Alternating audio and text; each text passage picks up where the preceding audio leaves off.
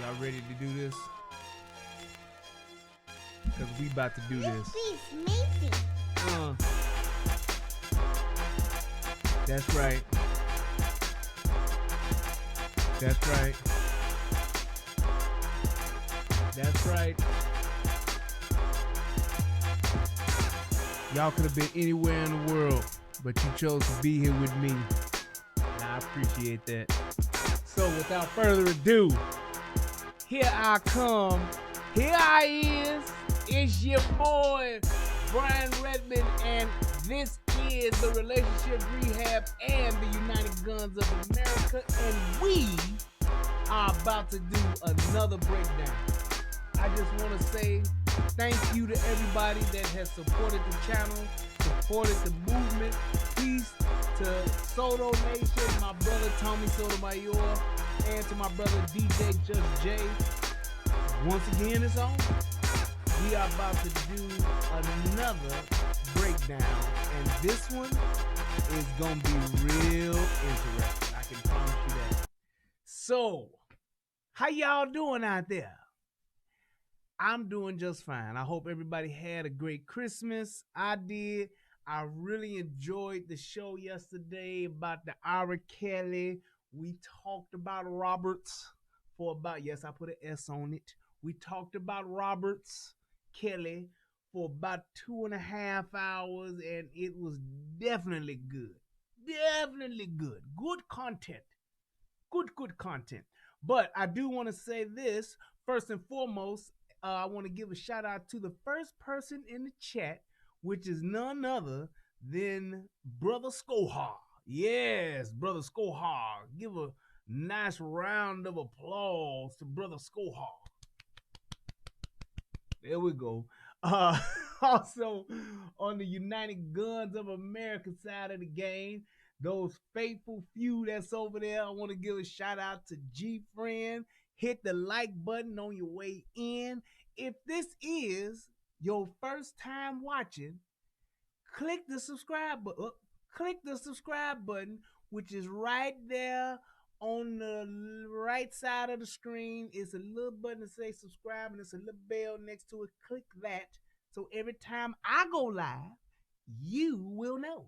So, thank you also to Katrina Hamilton for supporting the United Guns of America, which is my gun channel where I really talk about stuff like this. I do gun reviews, and I also talk about a lot of the police breakdowns and shootings that occur. So, I've seen the movie Heat, which was pretty good. I saw the movie Lion's Den, which was pretty good as well. And I've come to the realization that a lot of police officers are watching too much goddamn TV.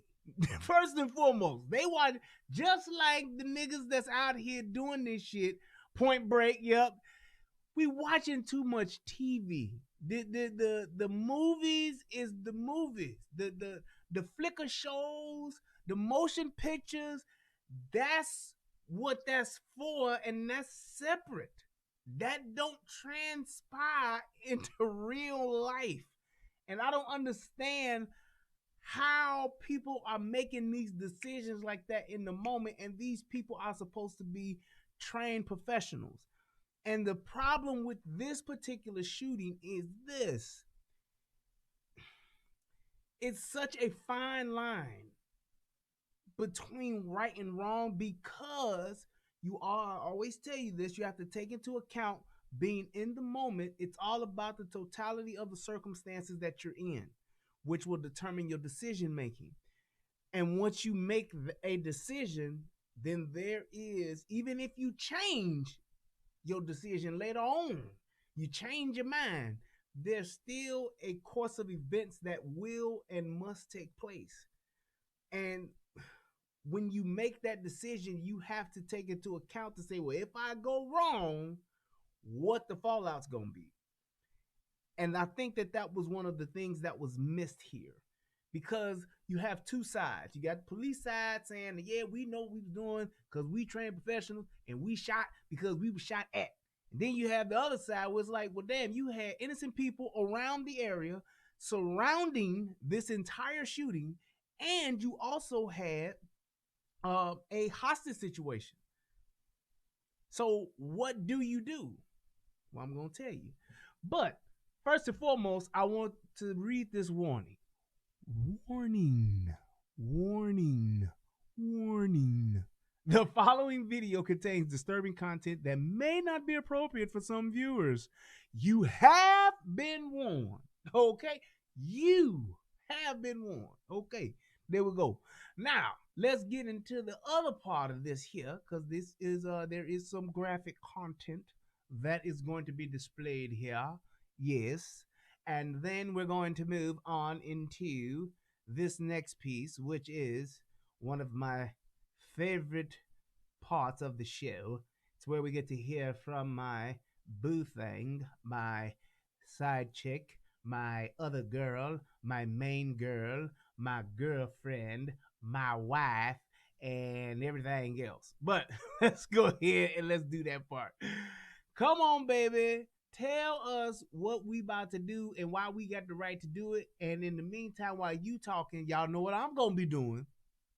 I'm sipping. Federal law allows citizens to reproduce, distribute, or exhibit portions of copyrighted motion pictures, videotapes, or video discs under certain circumstances without authorization of the copyright holder. This is called fair use and is allowed for purposes of criticism, news reporting, teaching, and parody, which doesn't infringe of copyright under 17 U.S.C. 107. Now, did I tell y'all that I just got a little bit more refined? I don't remember if I did or not, but the way that you see me holding this glass, I just learned this shit maybe about 3 months ago. Shout out to my childhood homeboy Donnell Nesbitt for educating me on this. I did not know that you're supposed to hold a wine glass when you have wine in it by the stem or by the base. I did not know that. I don't know if y'all knew that or not, but I didn't. I can admit when I'm ignorant to something, and I was totally ignorant to that. But you are not supposed to hold. You're only supposed to hold a wine glass when it has wine in it by the stem, and or you're supposed to hold it by the base. And also too, yes, for those of you who may be wondering, this is some very fine, refined water for crystal. Water for crystal. Yes, if you don't know what water for crystal is, you look it up. It's very, very high class, highfalutin. I have very good friends in high places who allowed me to acquire such things as water for crystal. Yes. It's not diluted, sir. My wine is not diluted. My wine is very fine and very refined. It is just of a different kind. Yes, yes, yes. This is a passion fruit wine, which is why it is not of a red or burgundy color, sir. Yes, yes. And my pinky is up as I sip. Yes, indeed. Very good. But just in case y'all didn't know, my show just ain't about what's going on in the world and current events and all that stuff. It's also to educate you on life stuff. So for those of you who don't know, the next time you go somewhere, you are drinking some wine, hold the wine glass by the stem, or you hold it by the base. Yes, yes, yes. Very good. He said, I'm drinking Kool-Aid in this glass. Hey, I ain't above that now. I will post. Let me tell y'all something about this Kool-Aid before I get started. Y'all know I gotta talk a little shit. Let me tell you something about Kool-Aid. Now, a lot of people may not know this, so I'm gonna educate, especially some of my people that are not of a Negroid background, if you will. Yes. But there are only a good handful, even though Kool-Aid has a lot of flavors. And y'all gonna get with me and correct me if I'm wrong, but I know I ain't on this. This is true, undocumented, factual evidence coming from the book of Galatians, chapter 12, verse 27. When it comes to Kool-Aid, you only have, although you see an array of flavors, there are only a few. And I'm going to name my favorites, and then I'll name a few acceptable options, and then I'll educate you on the rest. Now, First and foremost, one of the most classic, one of the best flavors of Kool-Aid is grape and lemonade. That is, I'm talking like you having a party, you got 40 people coming by and they want Kool-Aid. You need to have grape and lemonade on deck. It is the most acceptable flavor combination around the world. Everybody drinks grape and lemonade. Just saying. Then you have, and this is my second favorite, the what I call double cherry. That's 2 cherries with your sugar and all that stuff. The double cherry, let me see if I can increase my gain. The double cherry is one of the acceptable flavors, and it is also known as a red. It's like wine. See, you have red wine, you have white wine. Kool-Aid comes in colors. All right, you got purple, which is the grape and lemonade. Then you have a red, which is double cherry. I personally call it double cherry time. It's double cherry time. That's 2 cherries. There's another red, which is fruit punch. Okay? It's not one of my favorites, but it is an acceptable version. There's also a fruit punch and lemonade. All right? Gives you a little bit of that tang back there. My third favorite mixture is blue raspberry lemonade. Yes, blue raspberry lemonade. That is one flavor. Blue raspberry lemonade. Double that. Okay? All right. Now, those are my 3 flavors. If I go buy Kool-Aid at the store, if I go to the Piggly Wiggly, if I go to the Walter Mart, if I go and buy Kool-Aid, I'm coming back with those 3 combinations. Grape and lemonade, double cherry, and double blue raspberry lemonade. Now, here are some other acceptable flavors. You can do the orange. That's double orange. Just flat out double orange. You can do fruit punch with just about any of those other flavors, and it's okay. I just said I mixed the grape and lemonade. That's a given. You get the grape and the lemonade come together. That's the number 1 most acceptable flavor in Kool-Aid drinking. All right. Now, all of these other flavors where you have people just mixing shit, putting orange with fruit punch, putting raspberry with grape and all that, they are without a shadow of a doubt in complete and utter violation of Kool-Aid mixing. They are not Kool-Aidologists, and you should not trust them nor drink things that are in their home. Kool-Aid is very simple, and people that overcomplicate it are not to be trusted. That's all I got to say. I'm just saying. That's what that is. Okay? So we've gotten the Kool-Aid out of the way. Now, let's get on to this shooting. I'm sorry. So, and shout out to everybody that sent me this. There's a couple of people that sent it to me, but I think it was Terry that sent it to me as well. I think he was the first one that sent this to me. And I was going to do it yesterday, but then I got that whole R. Kelly thing in my spirit, and I had to do that. But I definitely wanted to do this when I saw the footage. I want to say that was Terry that sent that to me. I can't remember. I ain't gonna look at them now. But shout out to you for sending that to me. I appreciate all the info you got. And I went out and found some stuff too and came up with this. So here's what happened. Let me frame this up. 2 dudes of a dark hue, copper complexion or brown folk, niggas, essentially. They go and decide to rob a jewelry store. Okay? In the midst of them robbing the jewelry store, they went ahead and harmed the lady. They ended the old white lady that was in the jewelry store. She got hurt.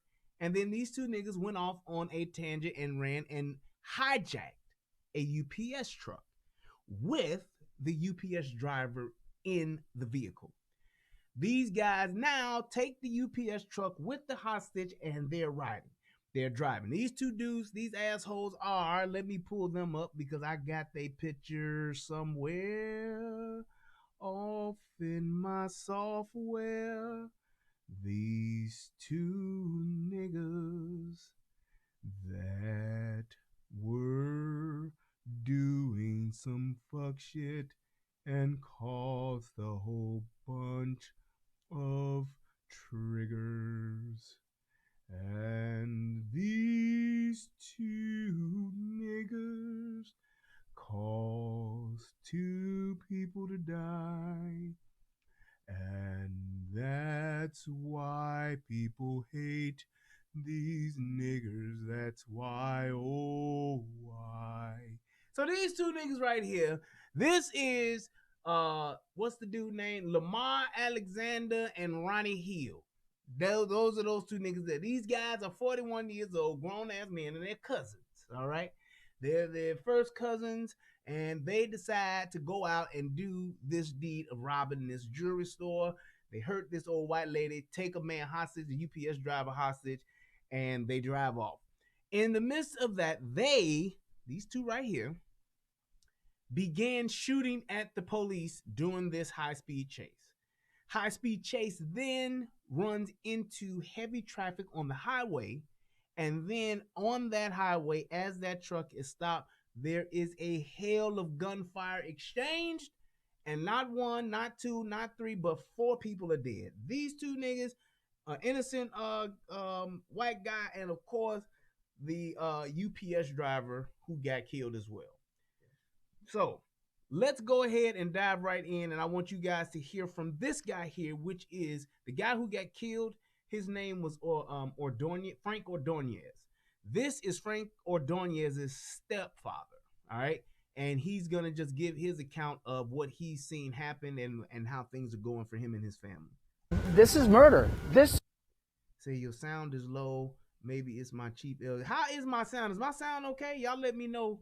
I'm trying not to like turn it up too much to where it'll like start causing problems, but I'll turn it up a little bit. Give it a little bit more gain if I can. A little bit more volume, rather. I think I turned the gain up as good as it should go. Yeah, we can do that. Y'all let me know if sound is fine. Okay, cool. Sound is good. Cool. We moving forward. Let's do this. This is murder. They could have stopped it. They could have prevented it. It could have been avoided. We start, though, with the new details about that deadly UPS truck chase. The stepfather of the delivery driver who was killed speaking out once again. That stepfather has questions about the police response. That's right. Some of those questions were addressed on This Week in South Florida. Local 10 News reporter Sanella Sabovic is live in Miramar tonight with this story. Sanella. And Frank Ordonez's stepfather says that police could have handled this situation differently, and had they done so, maybe his stepson might still be alive. Now, let me say this. I would be remiss if I did not say this. I would be remiss if I didn't say this. But you see this lady here, Sanella Sabovic. All right. You see her. She's well-dressed. And you can see the sister. She's well-dressed too. Let me go back just a few frames. She is well-dressed. I think she has on a dress that is definitely acceptable. It looks nice on her. She looks nice. And you know, when I saw this, the first time I said, now she looks nice. But then as I said that, I noticed what? The Klingon forehead. And I don't know why, but I'm going to keep bringing this up because it bothers me. Women, black women, my sisters, stop with this weave in your head, these lace front wigs, because it destroys your hairline. You see that?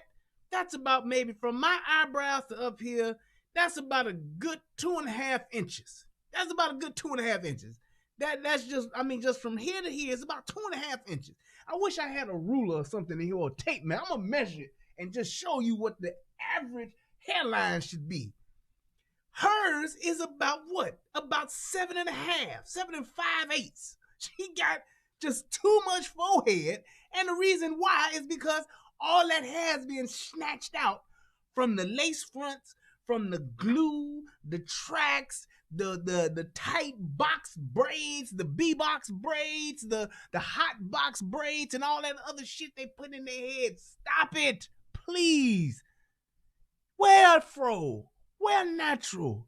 Even if you got to do the west side ponytail off to the side, just keep it natural. Do your thing, do you. If y'all can make hair weave popular, y'all can make natural hair popular. Because at the end of the day, dudes gonna fuck no matter what. You can clearly see that. So don't think that, oh, well, because I got this, I get more attention. Nope.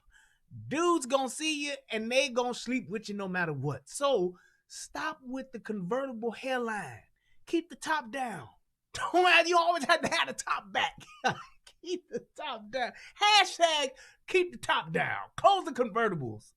Jesus Christ. All right, my rant is over. Bovic is live in Miramar tonight with this story. Sanella. And Frank Ordonez's stepfather says that police... And look at her hairline. Now, she hit about 4 inches. But it's all natural. Ain't nothing taken out. Ain't no traction alopecia. I don't even know what the fuck traction alopecia is. But just, she's natural. That's all it is. She doing her thing. Y'all do y'all thing. Don't have to be, it just don't have to be the way that it is. Make that change. Just make that change. Look at the bitch in the mirror. I'm asking her to change her ways. And no message could have been any clearer. If you want to make the world a better place, stop wearing that weave and just make a change. Yeah, woo, woo, na na na na na na na. Oh. Could have handled this situation differently, and had they done so, maybe his stepson might still be alive today. He tells us that his family is now seeking justice. Look, y'all get y'all some tape measures while the show is going and measure y'all headlines and put it in the chat. Y'all get a tape measure, get your measuring tape, go from the top of your eyebrow to the hairline and put your headlines measurements in the chat, please. Let's establish a baseline of what a hairline should be on average. Let me see what y'all hairlines is. Let's see that distance between the top of the eyebrow to the hairline. Let's put that in there. Let's get that forehead measurement. This is murder. This is murder. They could have stopped it. They could have prevented it. It could have been avoided. Frank was trying to escape. UPS delivery truck driver Frank Ordonez's stepfather speaking out after his stepson was killed in a police-involved shooting Thursday. It seems to me that there was a free-for-all. Claiming police should have handled the situation differently. We want accountability. We want changes. We want to know why wasn't the local police securing the area? Why didn't they wait for SWAT? Or what happened to the hostage negotiator? Where are the snipers? Former president of the Miami-Dade Police Union weighing in on this week in South Florida. The sharpshooter, or sniper as we call them, they have to have time to set up. This unfolded at that moment in time in seconds. A sniper would have never been able to set up that quickly, or SWAT for that matter. The police officers themselves, the men and women, are being incredibly brave by going into the fire. Investigators say this all started. Okay, so let me address this part. Number one, as far as, because a lot of people have said this, well, where was SWAT? Where was HBT? How come they didn't show up? How you could have had them come out there? Here's the thing about that. So SWAT can always be deployed no matter what. You can always deploy SWAT. However, usually the SWAT team ain't sitting up in the ready room waiting on a call. SWAT is usually a bunch of guys that are actually officers, and they're working whatever shifts that they're working, and they usually will take on SWAT as an additional detail. And essentially what that is, hey, you go be police, you go do your thing, you out doing whatever, on your off days you off, whatever it is you doing, you live your life like it's golden and work your regular shift. When you get the SWAT call, then you assemble. So you can be at the grocery store, you could be on the job, you could be anywhere and get that call. Once you get that call, then you have to get your shit, you have to get all your gear, and then you have to either meet at that place where y'all get suited up and get situated and all that good shit, or you guys are gonna, if you have something when you know it's a planned mission or deployment or whatever, then you will meet like at the police station or whatever and get all your shit together and get in your vehicles. But usually in a situation like this, you can't wait for SWAT. You can't wait for a sharpshooter or anything like that. The only thing you can hope for at best is that those guys are on the streets already and they respond to this call. That's it. That's it at best. At best. You cannot wait for them to get there and to get together because of what's going on. Now, my thing is this. Because I don't, from what I've seen, they were fired upon, which gave them the green light to shoot. But I don't think that they should have, because of two things. You have a hostage on board in that vehicle. That UPS guy, he's a hostage.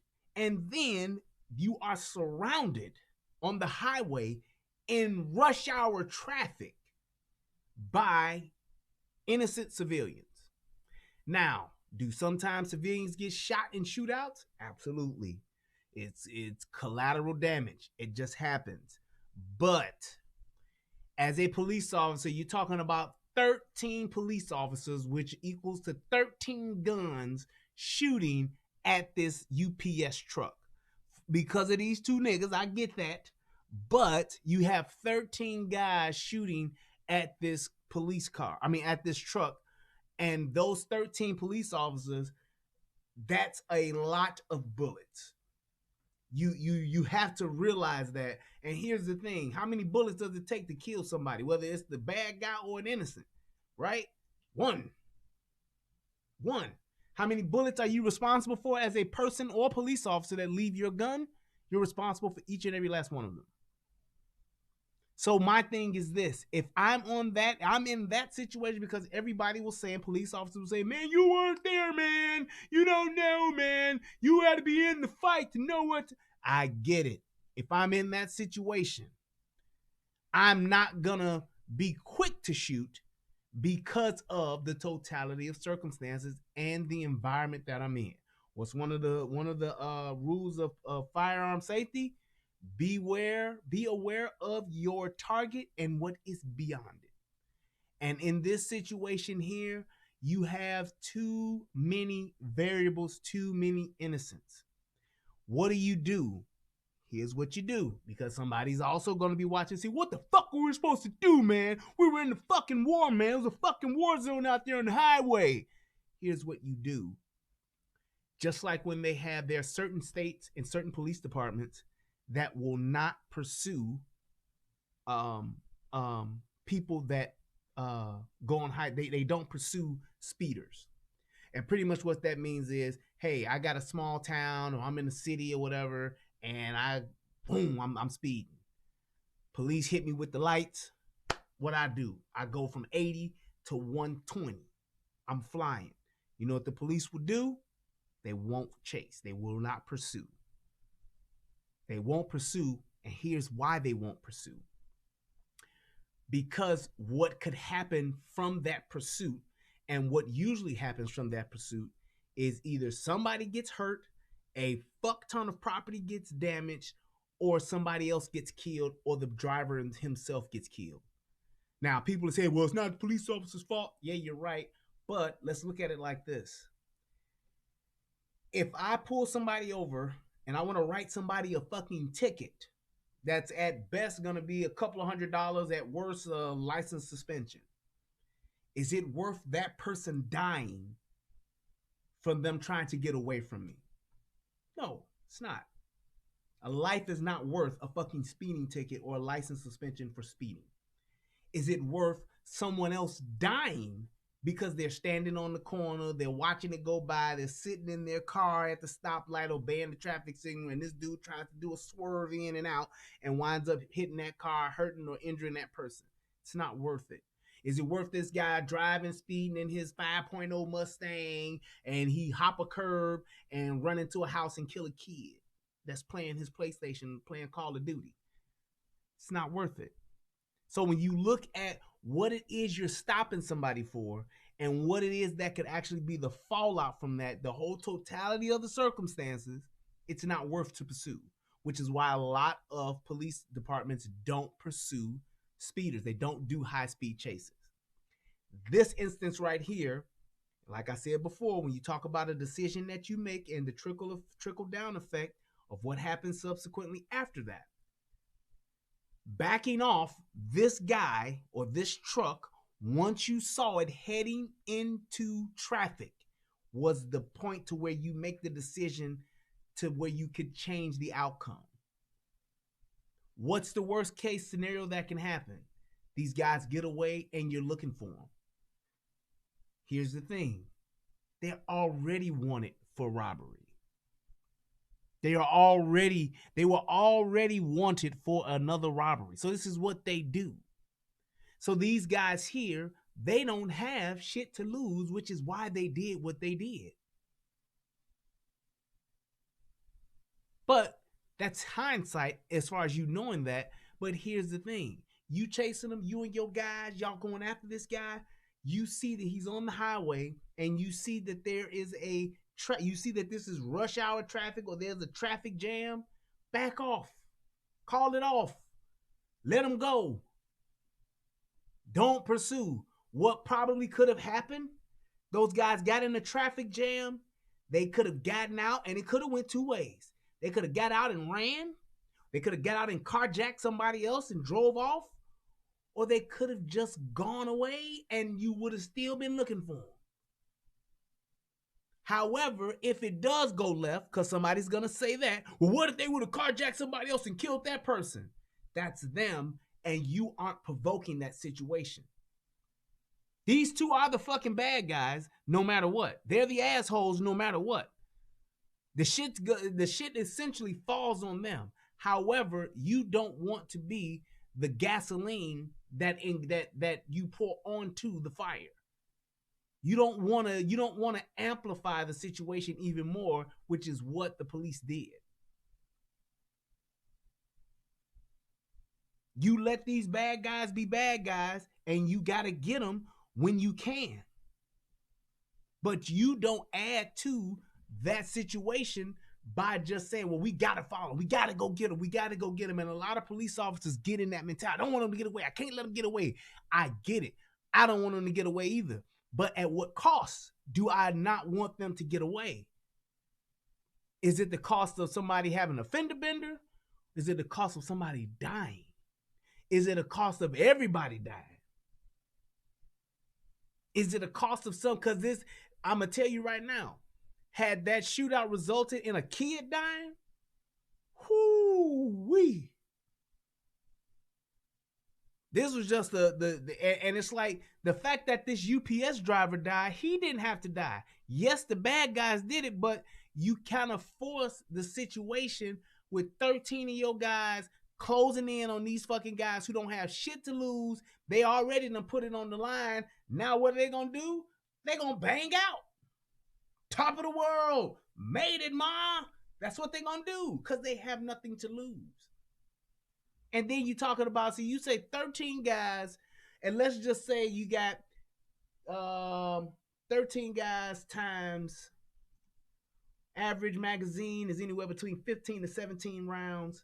So let's just say 15. Let's be generous. Times 15.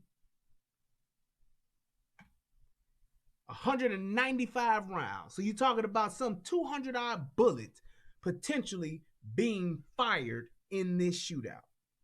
Not counting the bad guys' guns.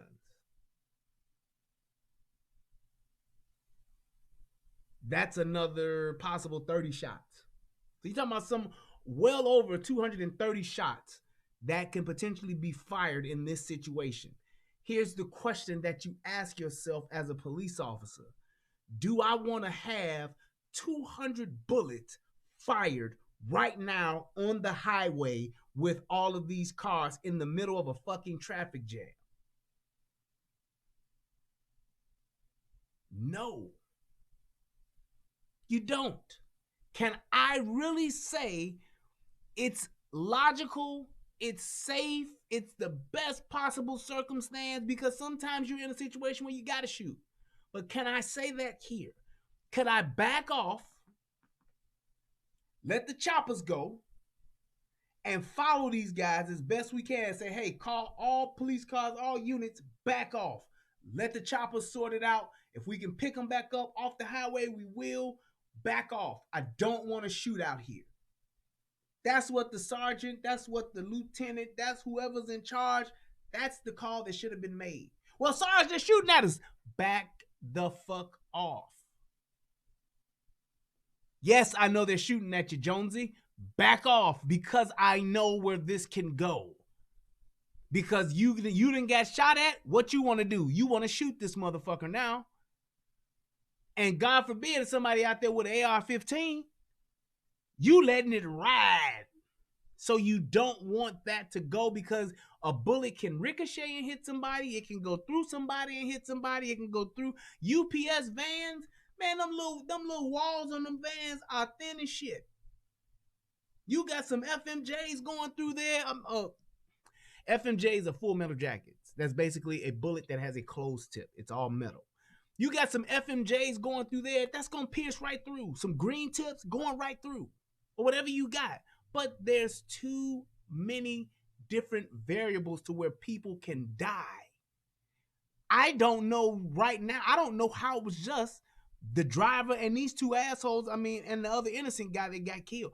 I'm surprised there weren't more people that got shot in this situation. I really am. I'm really surprised.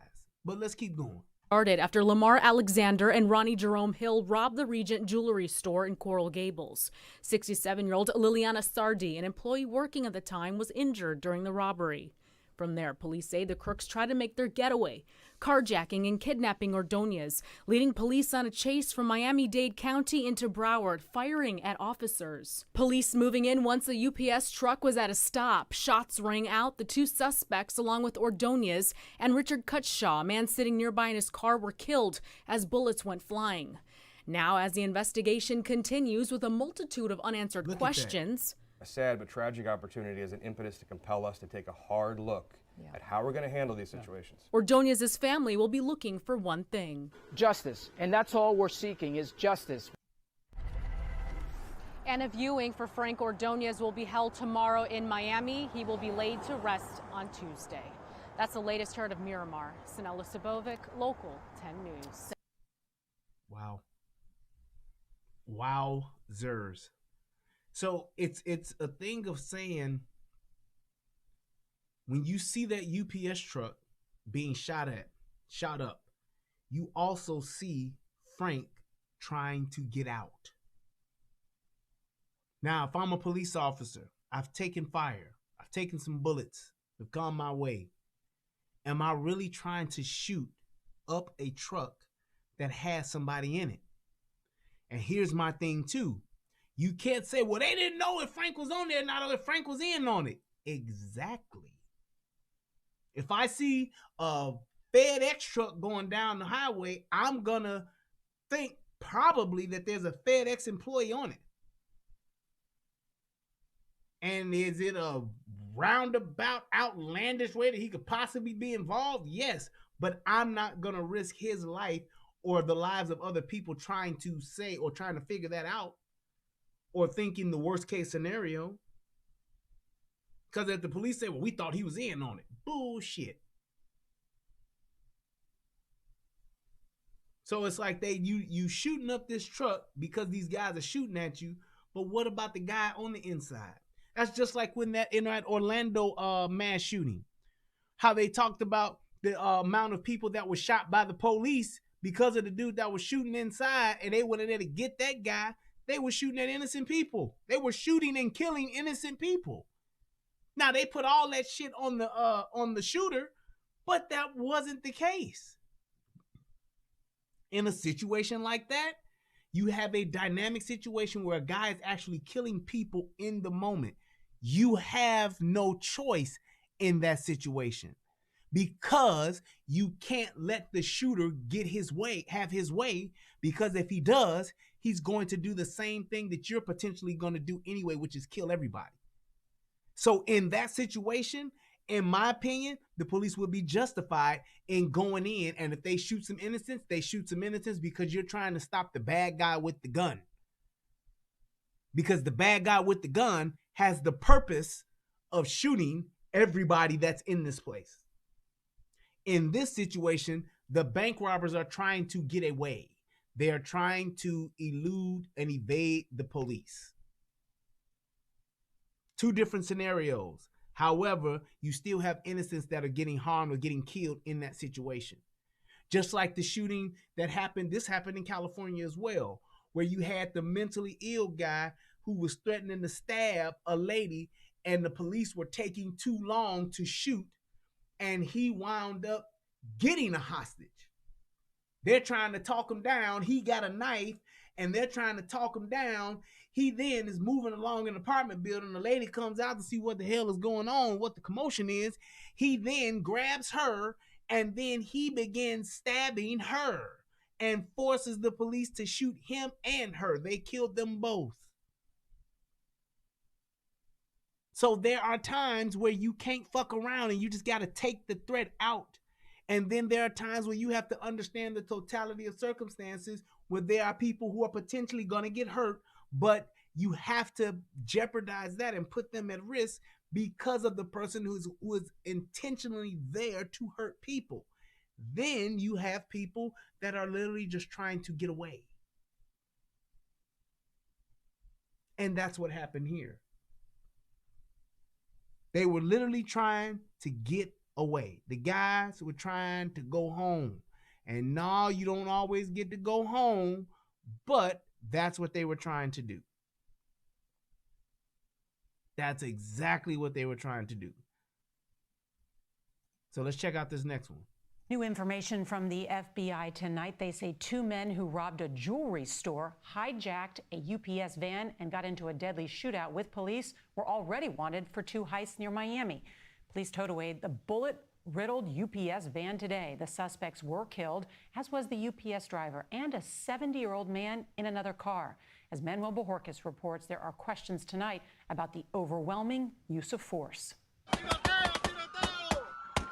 The dramatic shootout that ended the 23-mile chase involved 19. Boom. Did you see that? You see how many units are following this truck, and that's where they could have called it off. The dramatic shootout that ended the... Right there. You don't have anybody on either side. I mean, on the other side. You see where they're heading. So it's not like they don't know what they're getting into. You can see the traffic jam coming. Right there is where you call it off, or you go all in and you ram the shit out of that truck to get it to stop or to get it to capsize, whatever. Not capsize, that's a boat in the water. But you get it, you ram the van or the truck to try to get it to off-road. You trying to get it to tip over to stop it from getting to traffic. That's where you make your last stand. Because once they get into traffic, you got to fall back. You gotta fall back. This is where you say you got 1, 2, 3, 4, 5, 6, 7, 8, 9. Let me make sure. 9, 10 units, possibly 11. That's a gray one. I don't know, but you got 10 units chasing them. Trust me, we can sacrifice a car or two or an SUV or two trying to ram this car off this UPS truck off the road. Yes, pit maneuver. Thank you, sir. That's what you want to do right here, right now. Because what's going to happen is I want to pull up. Here's what I want to do. I want to pull up along the right side of this vehicle, and I want to have this vehicle either turn over on its side or run into them palm trees right there, because that's going to trap the vehicle. It's going to keep it from crossing over. This is where you make that move. This is where you stop and you pull out all of this. You do some bad boy shit. This is where it goes down. This is where you should have made your stand. 23-mile chase. Oh yeah, and there's another. It's a good 13, 14 cars out here, easy. And those guys are literally following them at a safe distance. You pull up and you floor that goddamn car, get right behind it, and you ram that joker, whatever you gonna do. If you don't want to do that, then you fall back altogether. They shooting at us. Then you fall back. Involved 19 police officers from at least 4. Now you're making that stand here. And what do you see? First thing you see right here, that's a civilian car. That's a civilian van. That's another civilian car. That's a civilian car. You got at least 1, 2, 3, 4, 5 civilian vehicles just on this side of that truck alone. That's at least 5 people, easy, not to mention if there are other passengers. You got 5 drivers of 5 vehicles that are in danger of losing their life right now. 4 different departments. They opened fire when the gunmen shot at them, leaving drivers and rush. There you go right there. What do you have? A civilian on the ground trying to get out of the gunfire exchange. Shower traffic panicked and scrambling as police took cover behind people's cars and trucks. And here's my thing too. As a police officer, what's one of the first things you do when you hear gunfire, when you see somebody pulls a gun? First thing you want to do is what? Take cover. If you can, you want to take cover. People don't know that. Civilians don't know that. They don't know when people start shooting what you do. What do most people do when they start hearing gunshots? Well, nowadays they pull out their goddamn phones and try to record it. But most people in normal circumstances, they what? They run away, making themselves a target of crossfire or making themselves a target, period. They try to run away. Only police officers are trained to take cover, get behind an engine block, because they know that's cover. Cover, then concealment. Everybody know the difference between cover and concealment? Cover means a bullet can be stopped. You're in cover, that means what you are behind or what you have in front of you, that means that it will stop a bullet. Concealment means it hides you as a target. That's it. It hides you. Case in point, standing in front of an engine. That's cover. Being in front of a door, that's concealment. Drywall, that's concealment. Brick wall, that's cover. Okay? At the end, the 2 men who police say robbed a jewelry store and hijacked the UPS truck were killed. But so was 70-year-old Richard Cutshaw, who was waiting in his car at the intersection, and the UPS driver who was taken hostage, Frank Ordonez. Ordonez was father of 2 daughters, ages 3 and 5. His stepfather criticized the officers' actions. And that is the bad thing in this. And I know that this may sound bad, and I understand that everybody has somebody that's a loved one. Everybody loves somebody. Everybody got family members and all that. But you're talking about a 70-year-old man. That's a dude who's lived a great portion of his life. He's in the fucking 2-minute drill of life, right? He got another maybe 10 to 15 years left. This young dude had not only 2 daughters that he's trying to raise, but he was a young man as well. I think this dude was in his mid-20s. That's all I'm saying. He has lost, and those people who've lost him will suffer a great deal more than a 70-year-old man. Yes, that 70-year-old man is probably a grandfather and has a wealth of knowledge. I'm not saying his life is not of value. I'm not saying that. But I'm just saying that he's lived a life. Frank Ordonez was just beginning his with 2 little girls. And we don't know that as police officers. Police officers, you don't know that. Police officers aren't thinking about that, but you should just be thinking about the lives that are at stake, period. That's what a trained professional does. And that's why this is just a huge, as Trump would say, it's huge opportunity to prove the point that these police officers are so undertrained. They are lacking training, period.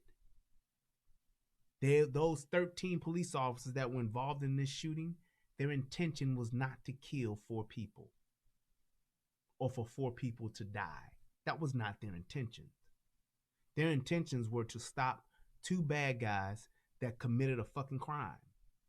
However, because of lack of training and because of poor decision making, that's where we're at now. They disregard the hostage. They disregard for the people around the scene. They went out there like the old West. Miami-Dade's police director explained why officers had to move in on the suspects. These individuals weren't showing that they're just fleeing. They were violently confronting officers, shooting at them. And he has a point.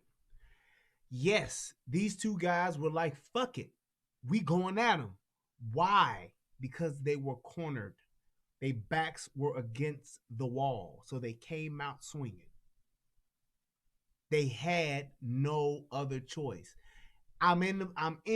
Just imagine this. Just think about this from the bad guy's perspective. So we committed this bank heist, this jewelry heist.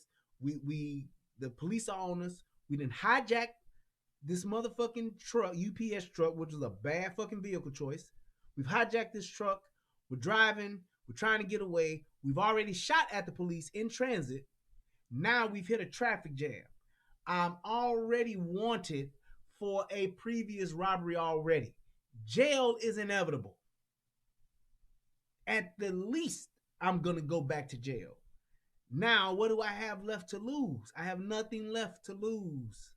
I don't care about my life because my life is already over. I'm cornered.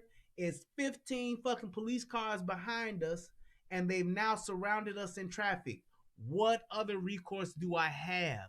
You're talking about 2 41-year-old well-seasoned criminals.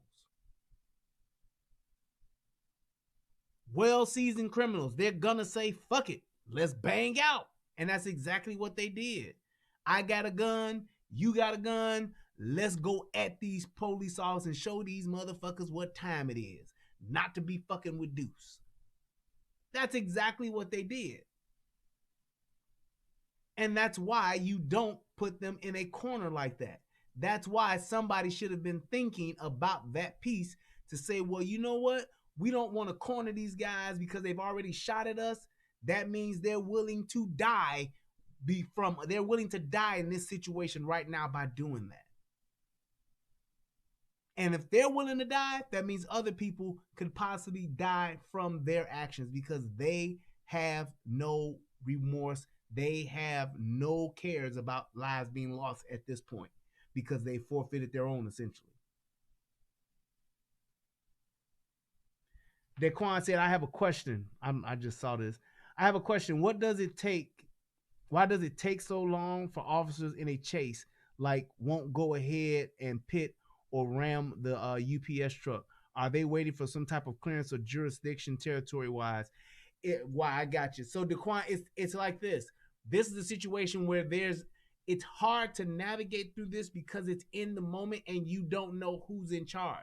And that's why you got to either be listening to a supervisor that's there or that's on the radio telling them what to do, or somebody just literally has to take they have to have the know-how to just take charge to say, I'm going to ram this fucking truck.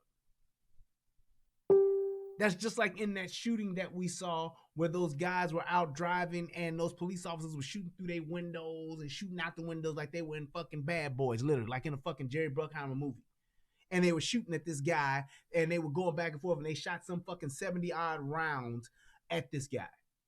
They decided that. They weren't instructed to do that. They made the decision to do that. So it's like when you're talking about that kind of thing, that's what it is. That's what happens. Make sure that y'all click the like button and click the subscribe button. Click the damn like. But that's what happens. So it's a thing of having, if you have the training, then you would think, I'm going to pit this fucking truck. We got to pit this truck now before it gets into traffic. That's exactly what they would have done had they been thinking ahead. However, when you got people shooting at you, it's kind of hard to decipher some of that shit out when you're not trained to do so. And that's where I got into the training piece to where it should be. We don't chase And if we are chasing, we have to pit as ASAP before we get around civilians or in a residential neighborhood. And that's why I pointed out before where that pit would have been perfect to do it. Because you don't want to pit a vehicle in a residential neighborhood where kids are getting out of school at 2:30 in the afternoon. You don't want to pit in that situation, because even after you pit, now you have to arrest. So it's like you don't want to do that in that situation, but there was nobody there who literally had the foresight to go and do what it is you're asking about why they didn't do that. So that's exactly what it is. Danny Orosa, who was Miami's police chief from 2011 to 2015, questions the tactic given the number of civilians and the hostage. 2011 to 2015, that was a short fucking run. 4 years? Yeah, okay. What I was looking for was for someone to be able to stop all those cars, get all those people out of the cars, evacuate them to safety. But if the suspect... I see why this motherfucker was only there for 4 years. How the hell can you do that? And see, this is my thing too. So this motherfucker was a police chief, but I see why he ain't got that job no more. Because that was dumb as shit. You can't do that. Here's the thing. He's saying I was looking for them to get the people out of the cars and get those people. How can you do that and you already have these guys shooting at you already? You can't go out there and tell the robbers, hey, robbers, time out. We want to get these civilians out of here. Then we'll get back to y'all. And we got SWAT on the way. Hang tight. Everybody that's in a car, can I have your attention, please? Everyone in a motorized vehicle that is within a 200-yard radius of this UPS truck that is shooting at us, can you guys please exit your vehicles and run away from this area? I need everybody to do that now. Thank you. There's no fucking way possible that you can charge the police with trying to get all of those fucking people that are in those vehicles doing rush hour traffic or doing a fucking traffic jam out to safety. Impossible. That's a fucking no-brainer, dude. There's no way possible that they can do that. And now, if that was a guy who was on suicide watch, he's sitting there with a gun to his head talking about he gonna kill himself, and yeah, then you can do that. This is an active situation. You have a dynamic shootout happening in the moment as they roll into traffic. Gunfire is already taking place. I can't get out and start getting people out of their cars. I'm gonna get fucking shot. Dumbass. Just doesn't make any sense. And then you're gonna say that and you're a fucking police officer. So that's somebody who's literally just trying to talk shit, essentially. I don't know if he mad because he got fucking fired or didn't get elected again, but that makes no sense whatsoever. There's no way possible a police officer could have gotten those people to safety during a fucking active shootout. The fuck out of here. The fuck out of my face. I think I'm gonna start using that. Get the fuck out of my face. I'll fuck you in my face on the internet, but you get the point. or suspects are opening fire, shouldn't the officers try to neutralize them? You should take cover. If you're shooting into a truck and you don't have a clear vision of who you're shooting at, you just don't shoot at the truck. It is still not clear who... Now that, to his point, is true. If you cannot see your target, and you know that there is a civilian that is being held hostage, you don't shoot into that truck. Yes, these motherfuckers are shooting at you, but you don't shoot at the truck. You just don't. There's no reason for you to do that. Over here on the United Guns of America, Lorenzo Davis says SWAT is better known as hired assassins. Dude, that don't even make sense. Hired assassins. They're already working. They're already working as police officers. They're not hired assassins. They are there. SWAT is there to absolutely neutralize the situation or the threat. And they try to do that by hostage negotiation, or in some cases, there is a neutralization of the threat to where somebody dies to keep them from harming themselves. To keep them from harming other people. It happens. Come on now. Who fired the shots that killed the UPS driver and the innocent bystander? A complete investigation could take months, even years. The 13 Miami-Dade police officers involved in the shooting are on administrative leave tonight, which is routine during these types of investigations. Nora? All right, Manny, thank you. Now, I tell you right now, if you was a criminal, now'd be a good time to commit a crime in that area with 13 police officers on admin leave. Them shifts are thin than a motherfucker, boy. Go get it. No, I'm just bullshitting, but that shit is over now anyway, probably. This was a couple weeks ago. But I'm just saying, you had to put 13 people on admin leave because you had 13 people shooting. And a lot of times what happens in those situations, you have people that are literally shooting their gun because other people are shooting their gun. That's just what it is. And it's like, if I'm in that situation, number one, first and foremost, this is definitely, in my opinion, an AR-15 situation. Because you want as much precision as you possibly can. And that's one of the benefits of an AR-15. Precision, stopping power. Most people that suffer a center mass shot from an AR-15, 223, 5.56 bullet, they usually DRT. Usually that's what's going to happen. The damage in the wound cavity from those types of bullets coming with that velocity, they usually create enough havoc to where you DRT. Shooting a handgun can be effective with a well-placed shot. However, people usually can take those shots and they can usually say, hey, I took one or two, depending on where they at, and I was still able to keep going. Lorenzo said, Brian, I'm from Los Angeles. When SWAT was called, someone was going to die. They did the job what regular patrol cops cannot do. That's not necessarily the case, Lorenzo. SWAT is just basically more geared towards tactical approaches to hostage, barricade, and terrorist situations. That's what they do. It's not a thing to say that they there to kill motherfuckers. That's not what they're there to do. They are just more trained in those situations. They practice those type of situations so that they can actually execute those situations more effectively and efficiently. Yes, they will use lethal force, absolutely, but they are in those situations because that's what they train to do. That's just what it is. Just like a special forces unit in the military. It's the same thing. It's like you're geared towards just that particular type of thing. If there's a situation where somebody has a hostage, if there's a situation where they have somebody that's barricaded themselves in somewhere, or if there's a terrorist situation or something like that, that's what they are geared to do. Not necessarily to neutralize people, but to execute as an effective team together in that situation.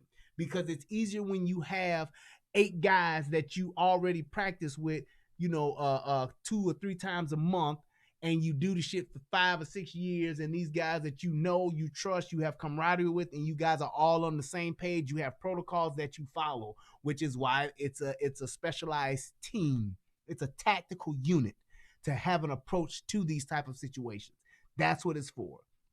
So that's why those teams are better suited for these type of situations, because if you had those 13 police officers and 5 guys that was on HBT, or, well, I call it HBT because in Chicago, that's what they call it. They don't call it SWAT. In Chicago, they don't call it SWAT. They call it HBT, which stands for Hostage, Barricade, and Terrorist. And the reason why I know that is because my daddy was a sergeant on the HBT team, in the HBT unit. So that's why I know that. But what they do, you have those 5 guys, that's a team already. They know what to do. They know who's in charge, and they know how to execute better than 13 uniformed police officers that haven't had that particular type of training or that exposure to that training. Because out of those 13 police officers, you could have 3 or 4 of them that have military experience, that they've been in Fallujah for 5 years before they came to the police department. So they have that type of training, but they're not on a specialized team that does just that. So it's a smart thing to have and to do, but it's just what it is. That's just what it is. You have to keep that particular unit, you have that particular unit that's together so that they can actually execute better together. That's all it is. It's like a close-knit team. Shooting with your homeboys. But last but not least, I wanted to like have the father do this the video that has the father in it, the stepfather rather, because I think I like the way that he talked. I like the way that he challenged the whole situation and what happened. What has the last, 12, 24 hours been like for your family? She asked, what has the last 24 hours been like? We haven't slept yet because my wife is devastated. The He girls said are the rest in devastated. peace, team. You ain't shit, Carlos. We're in shock. We still don't believe that Frank's dead. We don't believe that all this that occurred. The way it occurred is to me. Well, thank you, Lorenzo. I appreciate that. Lorenzo, this first time I'm talking to, reason why I'm talking to Lorenzo is on the United Guns of America channel, so I wanted to pay some special attention over there to those guys, those 19 that's watching. Click the like while y'all over there too. But yes, thank you, sir, for acknowledging that. But like I said, I know what you were saying. I just didn't want it to come across that way to where is people think that SWAT is hired assassins. Yes, they will put a bullet off in your ass and they're not gonna fuck around with you, but that's not their main purpose. Is negligence. I want to be Frank's voice. He's no. My problem with watching the videos is that if you notice, Frank was stepping from the passenger side, crawling down, in uniform, brown uniform that actually matches the color of the truck he was driving. The suspect was in front of him. There's 30, 40. The truck on one side is riddled with 30, 40 bullets. There's bullets everywhere. This is a war zone. How can this happen in today's day and age? The police was negligent. And I'm not a police officer. I'm not an attorney either. But David, you ain't shit. He said Woody in the background instigating. Woody giving the side eye like, yeah, I hear what you saying. Pops, I'm with you. I have common sense, and like we all do. And it shows me, where's the protocol? Where was, in plain daylight rush hour, where was protocol? Where was SWAT? Where was the hostage negotiator? Where was the sniper? My son was on the ground. He had his hands wide open. There was no gun. He had no gun. The suspect was in front of him. And here's the sad part about this. Frank Ordonez literally is collateral damage. Literally collateral damage. Because those police officers were more focused on stopping those two robbers than they were actually looking out for the civilians or the citizens that they work for, essentially. That's just what this is. There was in my opinion, they disregarded Frank Ordonez specifically because they knew he was in the fucking truck. And here's why I say that. If those dudes would have robbed, or if they would have taken a baby in a car seat hostage, and they would have jumped into that fucking UPS truck, threw Frank Ordonez out, and had been riding with that baby in a car seat in that truck, those police officers wouldn't have fired a fucking shot. If Lamar Hill and Lamar Alexander and Ronnie Hill, or Ronnie Hill and Ronnie Alexander or Lamar Hill, what the fuck is their names? I think it's Lamar Hill and Ronnie Alexander, or it could be Lamar Alexander and Lamar Alexander and Ronnie Hill. If they would have thrown Frank Ordonez out of that car and grabbed that your average blonde white woman and took her hostage on that UPS truck, they wouldn't have fired a single shot.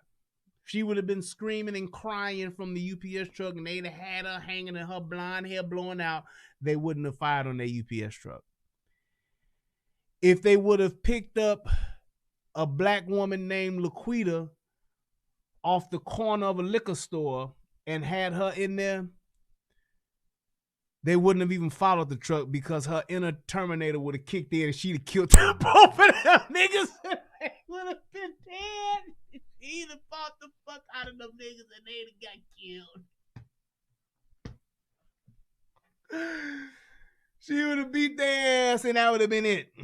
And then they would have had to kill that bitch because that bitch wouldn't have stopped talking and she would have had their guns and they'd have been, bitch, put the guns down. I ain't putting down shit. Y'all motherfuckers, I killed these niggas. Pow, pow, pow. They had to shoot that bitch. That's all I'm saying. But that's the difference in this. They looked at Frank as collateral damage and essentially was like, fuck it. We going to get him. And that, to me, is the tragedy in all of this, is that y'all could have done better in the escalation of force in this situation. Even though you got fired upon, there should have been a situation where you said, fuck it, we have a hostage on board. We didn't try to pit the vehicle. We didn't want to hurt him. We didn't want to do anything like that. So we had to let these motherfuckers go and hope for the best. Because we didn't want to contribute to people getting shot and people dying. That's essentially what it is. No warning shots. Des James, let me explain something to you about warning shots. Warning shots is TV shit. Warning shots do not exist. You don't fire warning shots. That's some old school shit from the 70s, and they do not do that. There is no sex in the champagne room.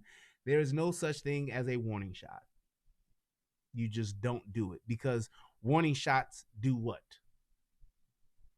Nothing. But it's a bullet that has to go somewhere. You firing a bullet into the ground or you firing a bullet into the air. People don't realize this, but bullets that go up into the air come back down. And those bullets that go up into the air, they come back down. And no, they're not coming back down fired out of a gun, but they do come down with force. And people can get hurt and people can die from a bullet coming back down out of the air. It ain't like a bullet goes up into the air. Once it gets so high and loses its velocity, it bursts into fucking confetti and then falls back down. Or goes into the atmosphere and comes down as raindrops. That does not happen. So yes, they don't do warning shots. So I don't know if he was asking that as a question or if he was just making a statement, but you do not fire warning shots. Even you as a civilian, if you're in a situation and you have to pull your firearm on somebody, do not fire a warning shot at that person. If you pull your gun, that means you're ready to kill somebody. If not, you keep that smoke wagon holstered. Plain and simple. Do not fire warning shots. Because every bullet that leaves your gun, you are responsible for that bullet. Where it goes, what it hits, what it destroys, or who it kills. Facing the police with 5 different departments. Coral Gables, Hialeah, Pembroke Pines, Metro, Miami, Miramar. They shot him dead. And this is the negligence that I'm referring to. The negligence, the irresponsibility, the lack of life, the lack of concern, the disregard for life. And see, that's the thing too. He's collateral damage, but that wasn't the intention. It wasn't the fact that the police didn't care about his life, or we don't care if he live or die. That's not the intention. The whole point of this is that this was a lack of training. They did what they thought was the best thing to do in the moment because there wasn't a guy or there wasn't protocol in place to direct them otherwise. That's exactly what this is. It's a lack of training. It's a lack of execution. It's a lack of leadership in this situation. Plain and simple. For a victim? And the reason why I say that is because you could take another 13 guys, another 13 police officers from another department, even in another state, and this shit could be played out totally different. They would not do the exact same thing these police officers did. So all of these different police departments, they're being trained differently. They're executing differently. They have a different approach to this. So it's not like all police do all the same shit. There are standards, But in dynamic situations like this where shit is happening in the moment and you're making those decisions, that's not something where, oh, everybody just does the same thing. Nope. You can go over and you can get 13 police officers from the south side of Chicago and bring them in, and this shit would turn out totally different. You can go get 13 police officers from New York, NYPD, put them in this exact same situation, and shit would turn out totally different. You can go up to Orange County and pull 13 county sheriffs from 13 Orange County sheriffs from that department and put them in that exact same situation. It'd be totally different. I mean, we've all seen hostage situations where local police surrounds the house, SWAT comes in, there's a negotiator, and either they negotiate a peace, and everyone walks away alive. They didn't give Frank that opportunity. See, what bothers me is the fact that the police went home that night to their families, to their daughters and sons, and their wives. Frank's never coming back. Frank is never coming back. He wasn't afforded that right, the right that police is supposed to protect all of us. So here's the thing, Carlos. I see what the statement that you made. You say Carlos said, I agree with lack of leadership, but I'm sure they should have known not to engage while a hostage is in play. When you being shot at, it's totally different, dude. If you've ever been shot at, if you've ever been in a shooting, if you've ever been around while people are shooting, it's totally different. Totally different. When people are shooting, people can die. People are dying. People will die. That's just what it is. So it's like you go into a survival mode. I want to stop this guy from killing or shooting people, or possibly me getting shot or somebody else getting shot. I want to stop the threat is where you get into, because you've already been threatened with a bullet or bullets. These guys are two fucking robbers, make no mistake. They are fucking responsible for this shit because they motherfucking leveled up by shooting at the police, and then when they got into the traffic jam, they said fuck it and we going all out and we banging out. And they didn't protect him when he most needed it. That's what's frustrating. The FBI, by the way, UPS was there. We were told, because none of the departments would give us any information. We went to the Memorial Regional in Hollywood. There, they told us he wasn't, they couldn't find his name there. Later, we find out the FBI was coming. UPS called every police department, and no one had any information about Frank. So we went there in a wild goose chase. That's a trauma center, so I figured, but I couldn't understand. I said, wait a minute, if it's in Coral Gables, you got Jackson Memorial as a trauma center, we have Mercy Hospital. Why is he here? So I couldn't understand that. I said, maybe we were in the wrong place, so we were giving the wrong information. But then the FBI called and said, we're on our way. And there's details that I can't reveal. I hope you understand. They're still under investigation. There's a lot of confidentiality, and I'm not going to cross the line as far as giving out information. But they did inform us that he was dead on the scene.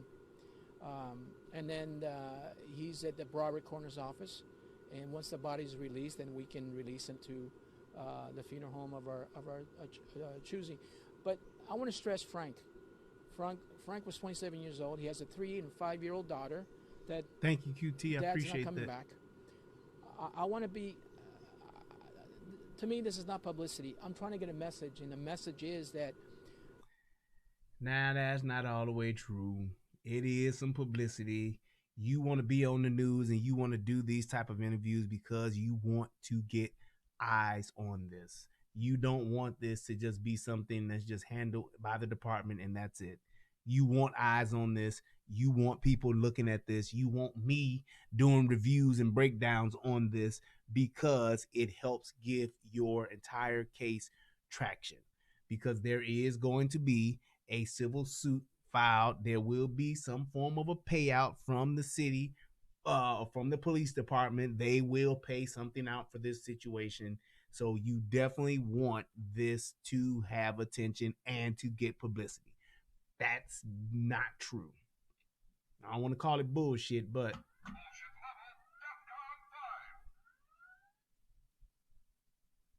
Yep. I'm going to be a spokesperson. Frank can't speak for himself.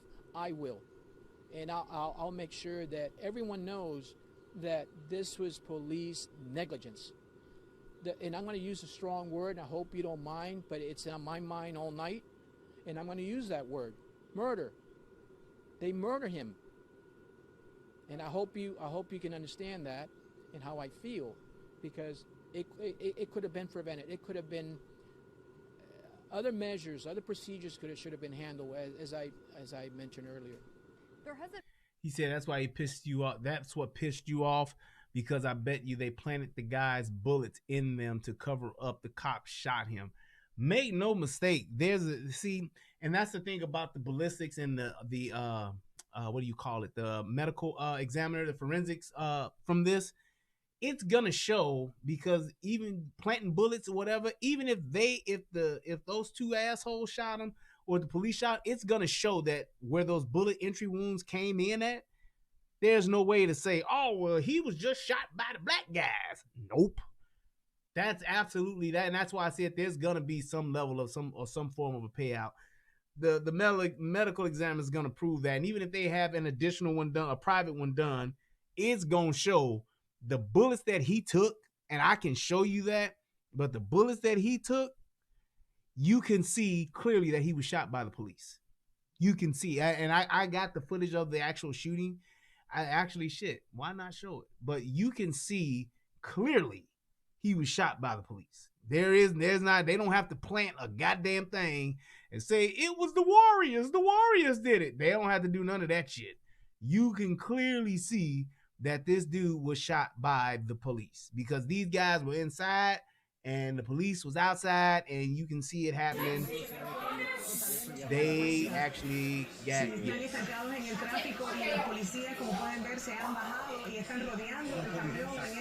Hold on. This is just a bunch of fucking talking. Let me blow this up real quick and show you this. One time, it's only like 30 seconds of footage, but you can clearly see this happening. So this is somebody from some building somewhere, and you can see in that door, you can see him trying to get out. Their phone is shitty. They should have had an iPhone 11 or a Samsung, but there, you can see that. You see the bullets coming on the side of the truck there? That's coming. You see him trying to get out? That's coming from that. He's trying to get out. There's the asshole bad guy, and there's him. There's Frank. It's clear. The police shot him without a shadow of a doubt. So it's that, and that's why I said it's not a thing of them trying to, I don't see them trying to cover that up. There's no way for them to get out of that. That's inevitable. You have to acknowledge that. There's no way you can say, oh no, they didn't, it was the bad guys. It was Ronnie and Lamar that did it. No way. No way.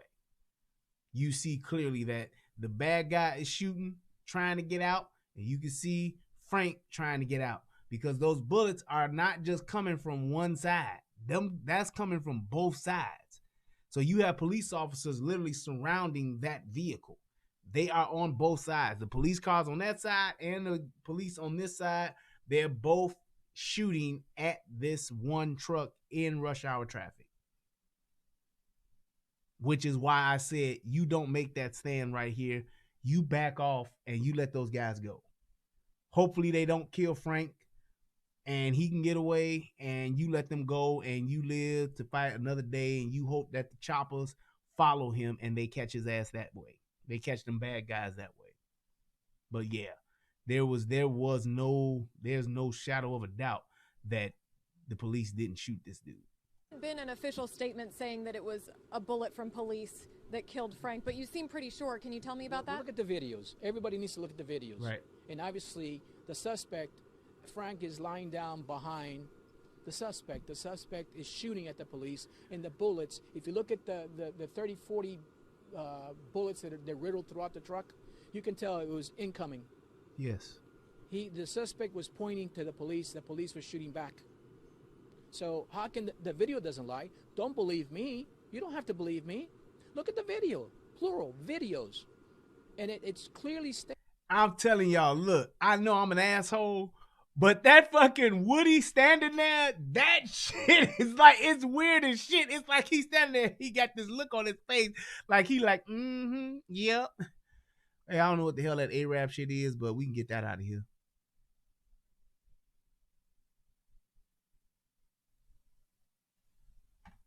I don't know what the hell that's saying, but get it out. Thank you kindly. It's so obvious that it was a Wild West shooting. They have And if you're watching right now, please click the like button. Please click the share button. We got 115 people watching. Let's do this.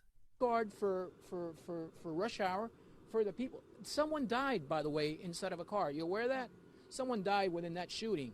So that's why I use words like recklessness, irresponsibility, disregard for human life. They're here to protect us. They didn't protect my son. And that is not true. The police are not there to protect people. It is not the police officer's job to protect people. I don't know why people are still saying that. That's some shit from the 70s, and it's not fucking true. The police job is not to protect you. It is not to protect people. It is the police are there to literally enforce the law. The laws that are in place, when you break them, it is the police job to apprehend you and to bring you before the court, to where the court will prosecute you and make you pay and determine your fate as far as what your punishment will be for breaking that law. That's what their job is. Stop saying that the police are there to protect and serve. No, they work for your government agency, and they are there to literally arrest, detain, lock up, and investigate people who break the law or potentially are breaking the law. That's what their job is. Stop putting that people's responsibility and their safety, or stop putting the responsibility of people's safety on the police. That's not their job. I'm so tired of people saying that. It is not the police job to save your ass. It is not the police job to protect your ass. They can help save you. They can help protect you, but it is not their job. If the police see somebody stabbing you, they are not there to save you. They are there to stop that person because that person is committing assault and battery. They're committing assault with a deadly weapon. They are there to arrest that person, and if that person doesn't stop, they can shoot and kill that person because that person is breaking the law and is not adhering to the police commands to stop so that they can be arrested. That's what that is. It is not their job to protect and save your ass. No, no, no. Stop blaming the police that. Your personal safety, your safety, and the ability to protect your life and to make sure that you keep inhaling and exhaling, that responsibility is one person and one person alone. That is yourself, the man in the mirror. That's the second man in the mirror reference I made tonight. It is your responsibility and your responsibility alone to protect your own life. That's it. They protected themselves. They went home that night to their families. Frank never came back. And that's the point I'm trying to make. Can you tell me what Frank was like as a... And I must admit, this stepfather is definitely well-spoken. He's definitely calm and collected, and he's actually making points. That's why I like this. He's making points. He's not sitting there, and I'm sure that he may feel sad, and that's not really it's not his son, but I'm sure he has emotions and feelings about it. He may even cried a little bit.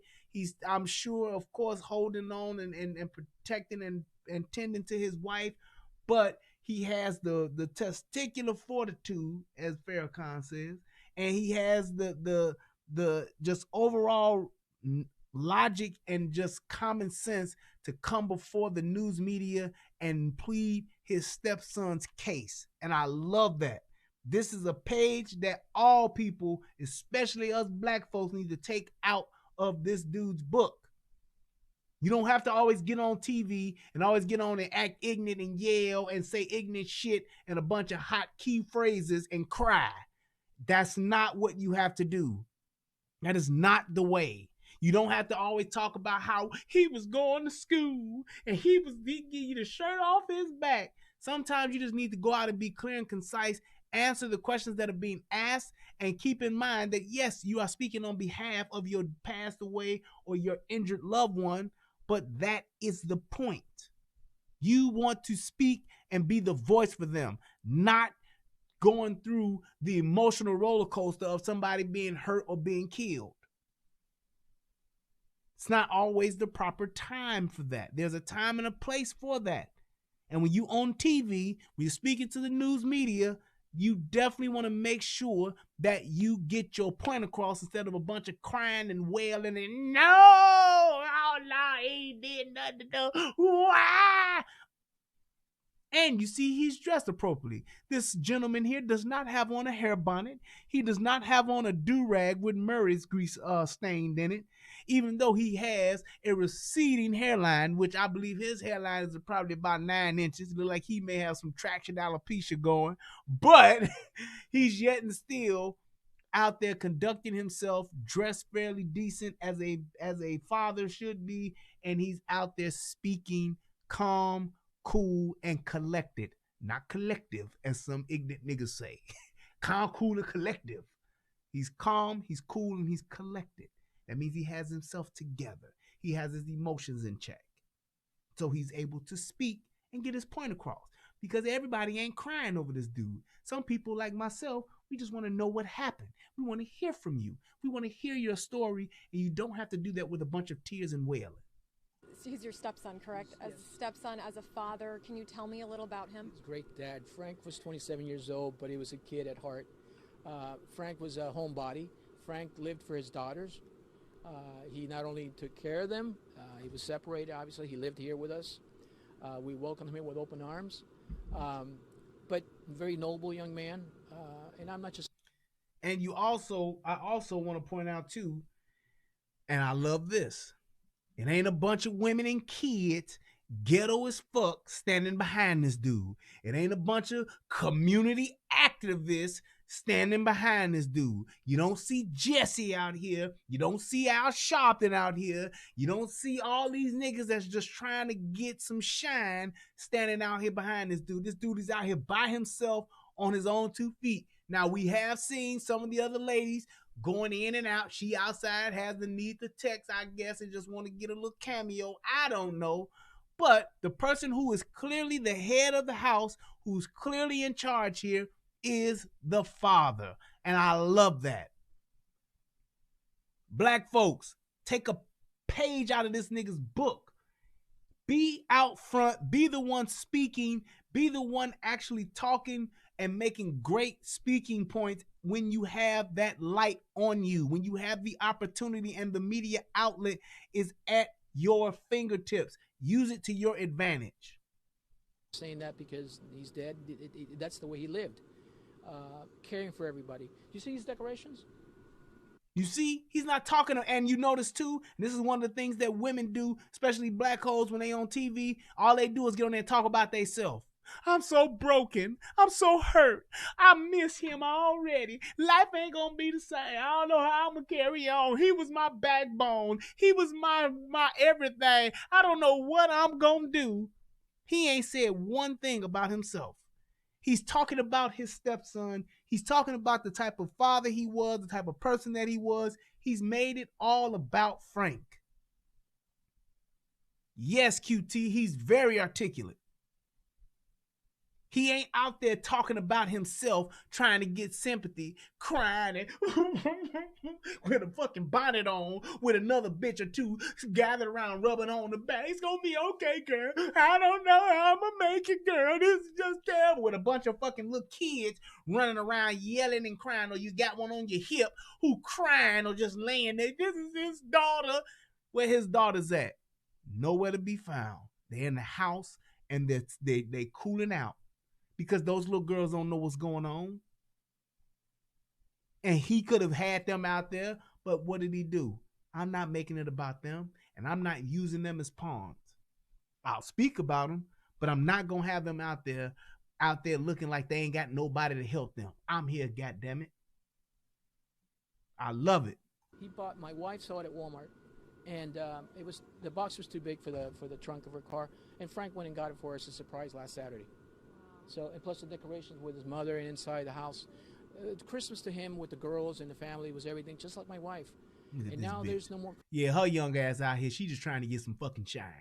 Somebody needs to be like, bitch, take that blanket off and get the fuck back in the house. Ain't no reason for your ass to not just be outside, but to be right there where the camera's at. Take your motherfucking ass out the other door. Look at them. Look at that motherfucking house. That's a nice size house. Motherfucker got 2 big double doors. Bitch, I know it's another door somewhere or a backyard somewhere where your ass can go text. You do not have to keep coming in and out. But you see my point. That's what women do. They want the shine.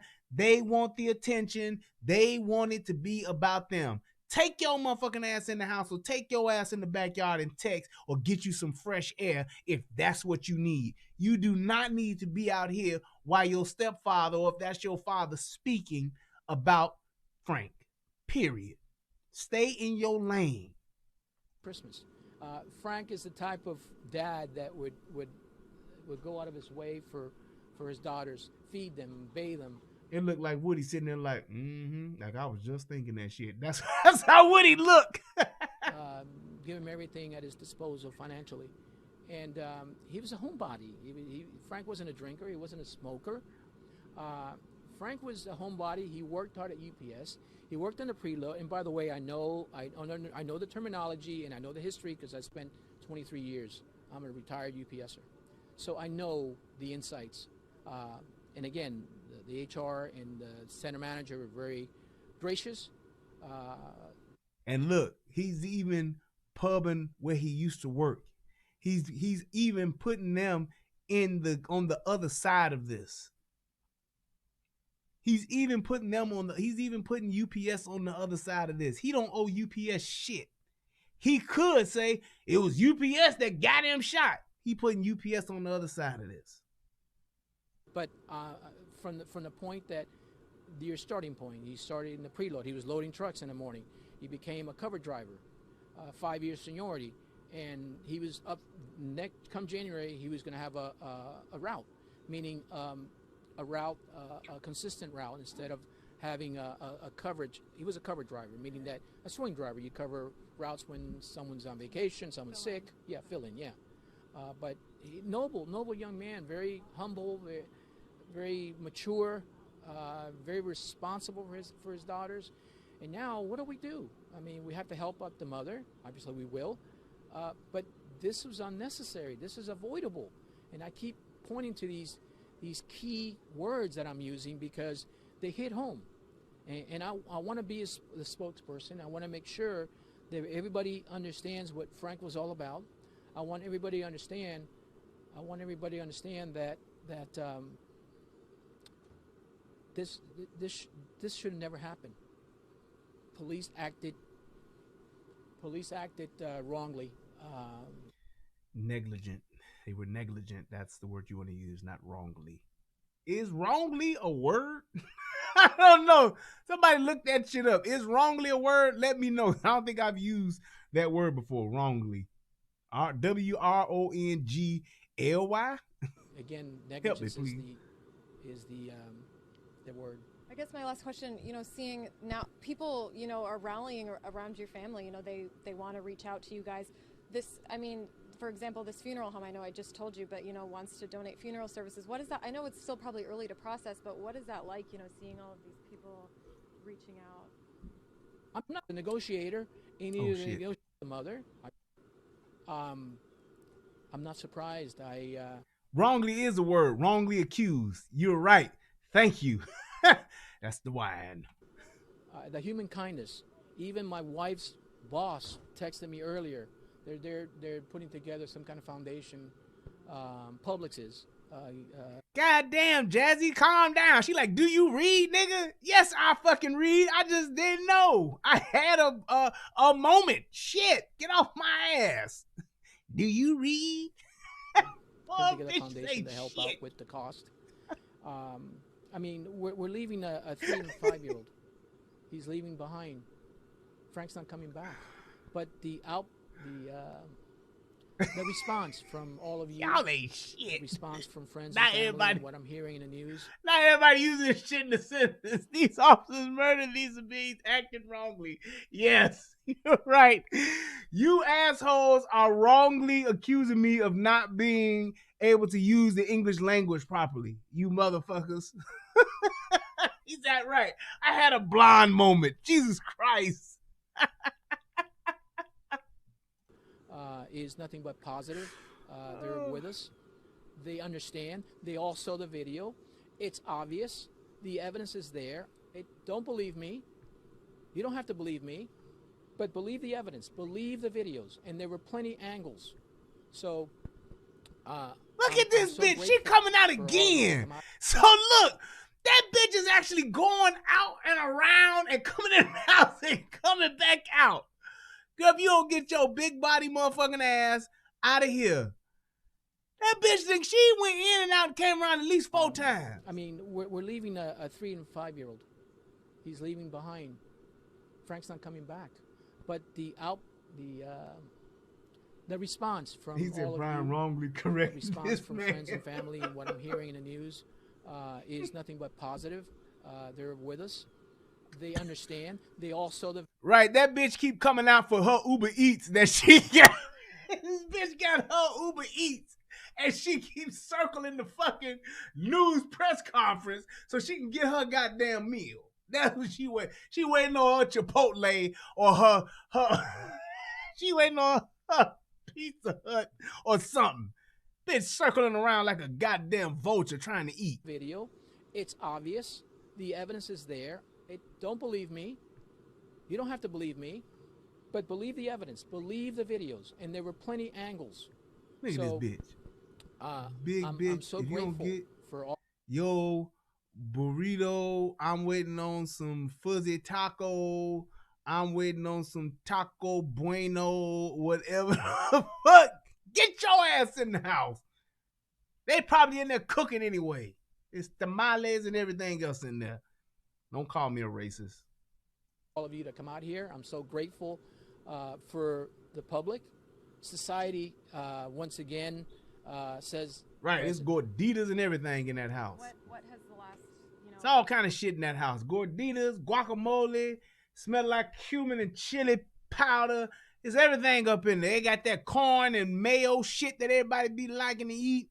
All that shit is in there. What the fuck you coming outside for? Get your big ass back in that house. God damn it. But, be that as it may, I just looked at this shooting and this is just one of those things. It's just bad. It's bad all the way around, and it's like nobody wins in this situation. This is just one of those situations where everybody's taking a fucking L.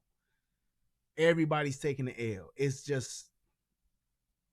one of those things where you take it back, and the only thing that I can see from this, in my opinion, is the training piece of this is what led us down the rabbit hole. You was already on fuck shit lane. But once you pursue that UPS truck into rush hour traffic, that's when you went off the road and just went over the cliff and into a fiery fucking engulfed flame situation off the road. That's where it got worse. It was bad from the robbery and the carjacking of the truck. It was bad there. Pursuing these guys into rush hour traffic, that's where the fucking bad went to terrible and went to worse, and it nobody wins in that situation. Had someone just stepped up and called them off, we'd probably have a manhunt going on now instead of 4 funerals. And that's the reality of it. If there was one guy in charge, if there was one sergeant, there was a lieutenant, there was a captain, if there was just one badass veteran police officer that would have called all of those cars and shit off once they approached rush hour traffic and had everybody fall back, we'd probably be just having a manhunt going on right now as opposed to 4 funerals. Because contrary to what everybody may think or believe or even give a shit about, even those two dudes, Lamar Hill and Ronnie Alexander, or Ronnie Alexander and Lamar Hill, Lamar Alexander and Ronnie Hill. I keep getting their fucking names mixed up. Whatever. They're pieces of shit anyway. But those two guys, I'm sure, had kids. And now they didn't get to go home to their parents. I mean, those kids don't get to have their parents come home. Even though they may be some pieces of shit, they could have had intentions of saying, hey, I'm trying to rob to get some Christmas money for my baby. It's just the thing is where you have that rippling effect of what these bad decisions will make on everybody's part. Everybody's part. So anybody got any questions, go ahead and drop them in now. I know people have been saying shit, but I wasn't able to really follow the chat because I was watching the content so that I could talk and make sure I made my points. But if you got any questions now, please go ahead and drop them in. He said that dude looked like Larry Davis. That's true. He do kind of look like Larry Davis a little bit. Let me see. Noli D said a FOIA request can be made for any agency record. You can also specify the format in which you wish to receive the records, for example, printed or electronic form. Yep. The FOIA does not require agencies to create new records or conduct research, analyze data, or answer questions when responding to requests. That is correct. Yes. Yep. So let's see. Anything else? Go ahead and say it now. I know somebody got something else to say about wrongfully. You wouldn't be Soto Nation if you didn't. But that shit was funny. It's all good, man. I enjoy it. Count it all joy. But yeah, so if you got any questions, go ahead and drop them in there now. Who were the victims in the shooting? The victims in the shooting was the UPS driver, which was Frank Ordonez, and the old guy. I forgot his name. Damn it. Let me see. I got it right here though. Yeah, it's Lamar Alexander and Ronnie Hill. But the other guy who got shot, his name was, I think it was Chuck something.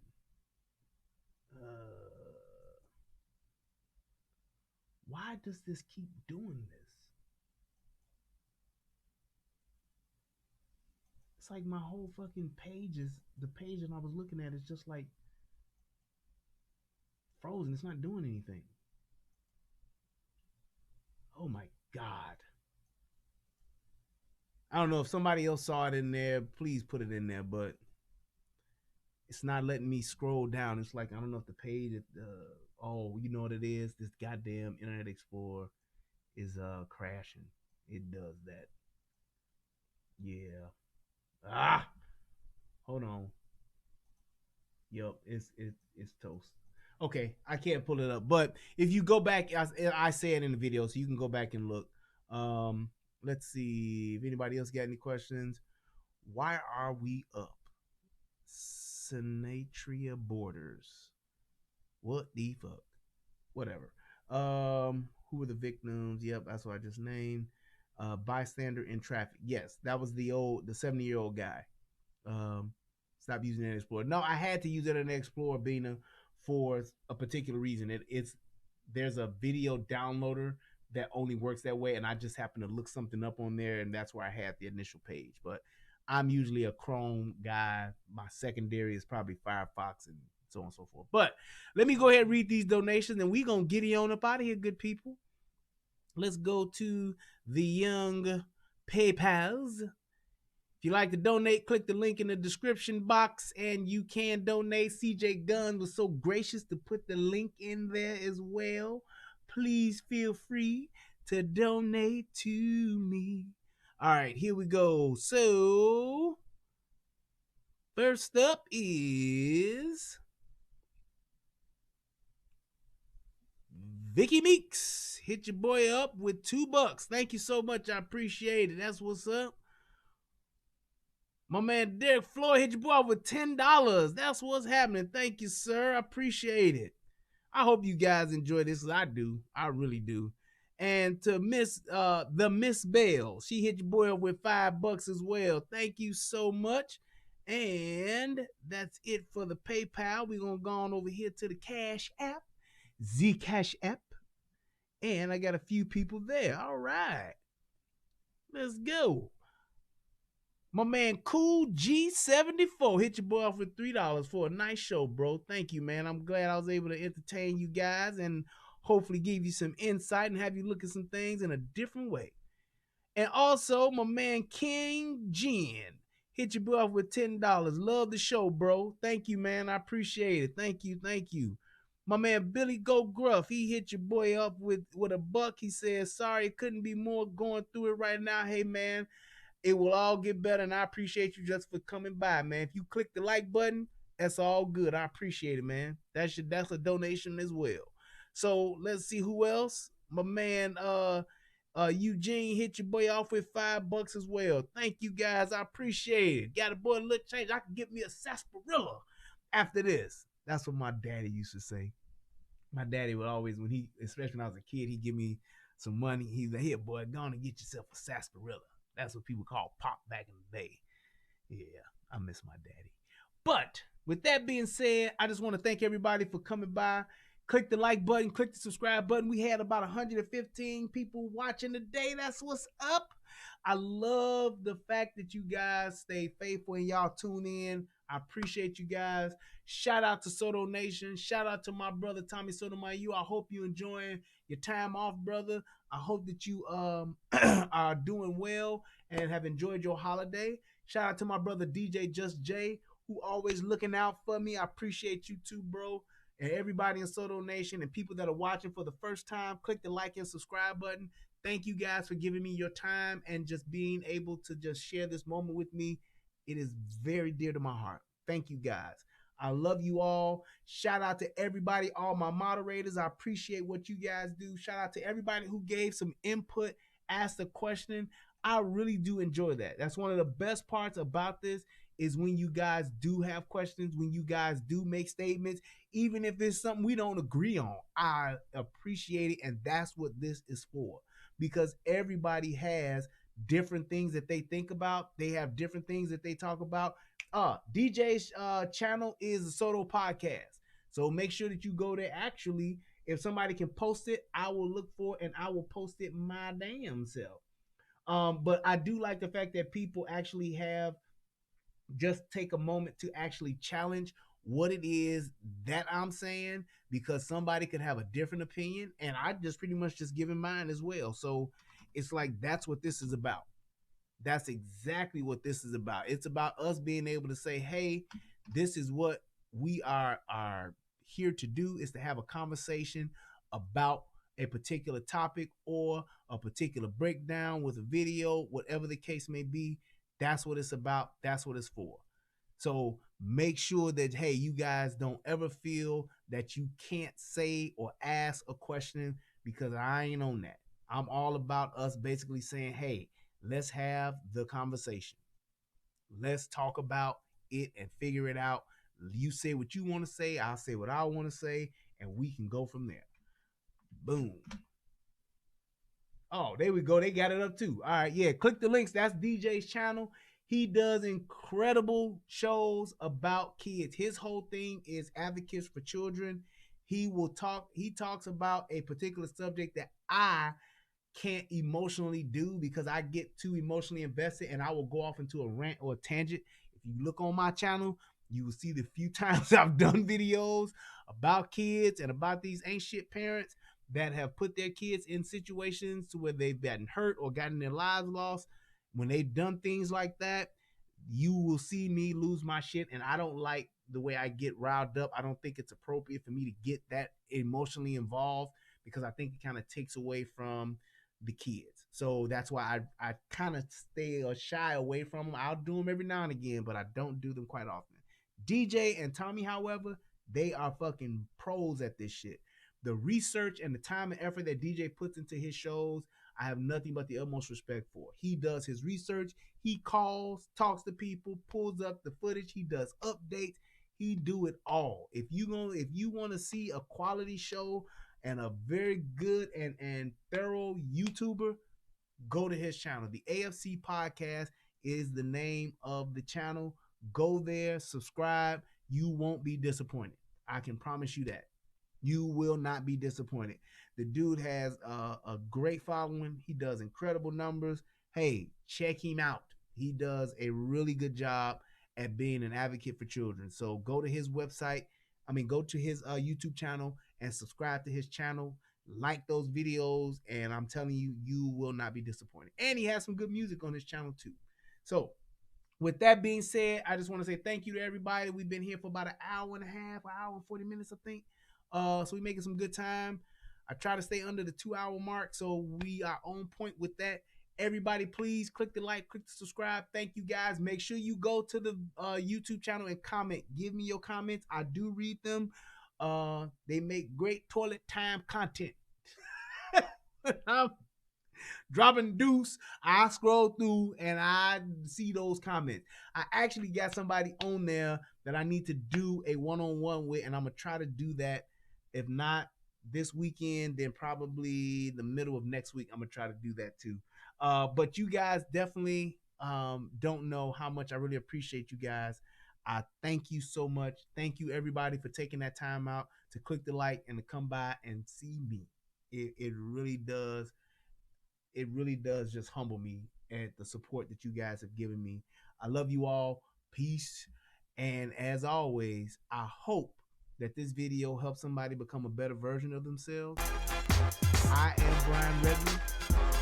This is the Relationship Rehab and the United Guns of America, where it's always better to have it and not need it than to need it and not have it.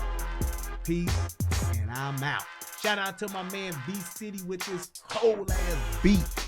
Go to vcitybeats@gmail.com and get your music life right.